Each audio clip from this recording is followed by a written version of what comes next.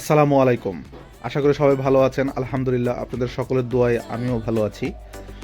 আজকে 6ই ফেব্রুয়ারি আমার পড়াশোনার 13তম দিন। তো আজকে আমি ইংলিশ ল্যাঙ্গুয়েজ নিয়ে বসছি। আমি উঠেছি আরও বেশ কিছু আগে। এখন বাজে 6টা 54, 6 তারিখ।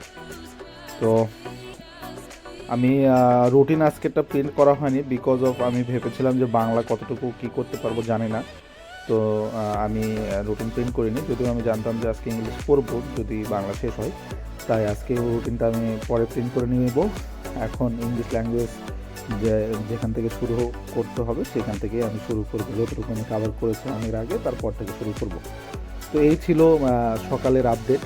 দেখি পড়াশোনা করি, যেহেতু অলমোস্ট 7টা বেজে গেছে। 8টার দিকে আবার বের হতে হবে অফিসের জন্য। খাওয়া দাওয়া আছে সকালে, দেন অফিসে যেতে হবে।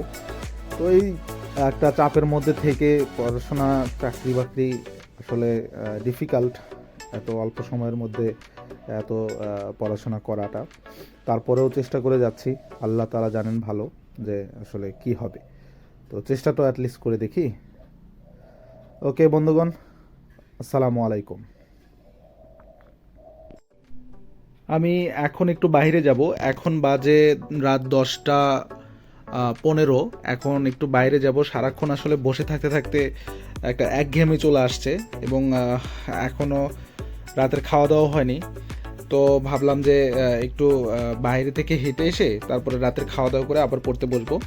এখন আমার পড়াশোনার যে পড়াগুলো আমি এতক্ষণ পর্যন্ত পড়লাম সেটা হলো 31, 30 এবং 29। আর এটা তো আমার ওকে হয়ে গেছে। আমি নিচে 28 এবং 27টা পড়েছি, 26টা এখনও কমপ্লিট হয়নি। তো আসলে যেহেতু ইংরেজি আমাকে একটু বুঝে বুঝে পড়তে হচ্ছে, যদিও আমি অনেক দিন পড়েছিলাম না, যার কারণে আমাকে অনেক কিছুই ভুলে গেছি। তো সেগুলোকে আবার মাথার ভিতরে গেঁথে নিতে হচ্ছে, আবার পড়তে হচ্ছে, বুঝতে হচ্ছে। তো যার কারণে একটু সময় নিতে হচ্ছে আমাকে। হয়তো বা ইংরেজিটা আমি 2 দিনের টার্গেট নিয়েছিলাম, 2 দিনে যদি না শেষ করতে পারি 3 দিনে যাবে, সেটা কোনো সমস্যা নেই। কিন্তু কথা হলো যে আমি যেটা পড়ছি সেটা আমাকে পড়তে হবে। আলটিমেটলি আমি আমার শ্রম দিয়ে যাচ্ছি। আল্লাহ তাআলা জানেন যে এই শ্রমের আসলে কি বেনিফিট পাবো সেটা আমি জানি না। আমি আমার শ্রমটুকু দিয়ে যাই। তো ঠিক আছে, আমি একটু বাইরে থেকে ঘুরে আসি, দেন আবার পড়াশোনা হবে, আবার আপনাদেরকে আপডেট জানাবো।